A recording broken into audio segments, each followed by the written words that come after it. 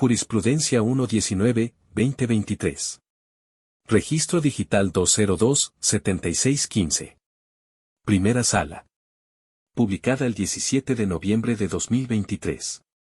Competencia por razón de fuero para conocer de la solicitud de traslado voluntario de personas privadas de su libertad formulada en términos del artículo 50 de la Ley Nacional de Ejecución Penal. Se surte a favor del juez o jueza del mismo fuero al que pertenece la autoridad que dictó la sentencia en virtud de la cual se encuentra recluida la persona privada de su libertad y que ejerce jurisdicción en el territorio donde se ubica el centro de reclusión en el que ésta se encuentra. Hechos. Un tribunal colegiado de circuito y un pleno de circuito sostuvieron posturas contrarias al determinar cuál es la persona juzgadora competente por razón de fuero para conocer de la solicitud de traslado voluntario, presentada por una persona que se encuentra privada de su libertad en un centro de reclusión de un fuero distinto al del órgano jurisdiccional que ordenó la reclusión. Criterio jurídico. La primera sala de la Suprema Corte de Justicia de la Nación considera que la competencia para conocer de la solicitud de traslado voluntario formulada por una persona sentenciada en términos del artículo 50 de la Ley Nacional de Ejecución Penal corresponde a las y los jueces de ejecución del mismo fuero local o federal, al que pertenece la autoridad que emitió la sentencia que motivó la reclusión de la persona solicitante y que ejercen jurisdicción en el territorio donde se ubica el centro de reclusión en cuestión. Ello, aun y cuando la persona se encuentre interna en un centro perteneciente a un fuero distinto. Justificación. Esta primera sala ha sostenido que de los artículos 3, fracción 11º y 24 de la Ley Nacional de Ejecución Penal se desprende que fue voluntad del legislador el respetar la división de fueros en materia penal.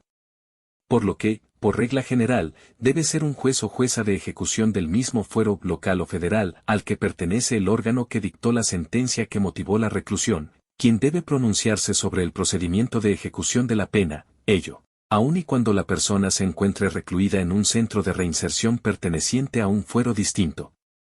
Si bien excepcionalmente se ha admitido la posibilidad de que un juez o jueza de ejecución del mismo fuero al que pertenece el centro penitenciario, local o federal, conozca de cuestiones relacionadas con la ejecución de la pena, dicho supuesto solo se actualiza en aquellos casos en los que la decisión judicial implica revisar la actuación de la autoridad penitenciaria o aplicar sus ordenamientos internos.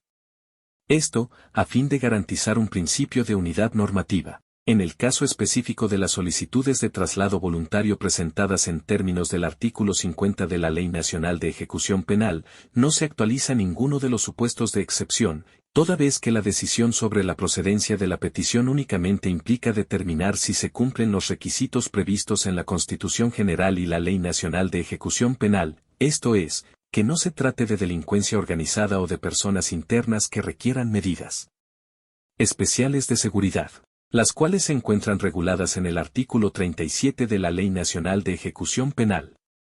Consecuentemente, en atención a la regla general prevista en la Ley Nacional de Ejecución Penal, corresponde conocer de tales solicitudes al juez o la jueza en materia de ejecución penal del mismo fuero al que pertenece la autoridad que emitió la sentencia que motivó la reclusión de la persona solicitante y que ejerce jurisdicción en el territorio donde se ubica el centro de reclusión en cuestión.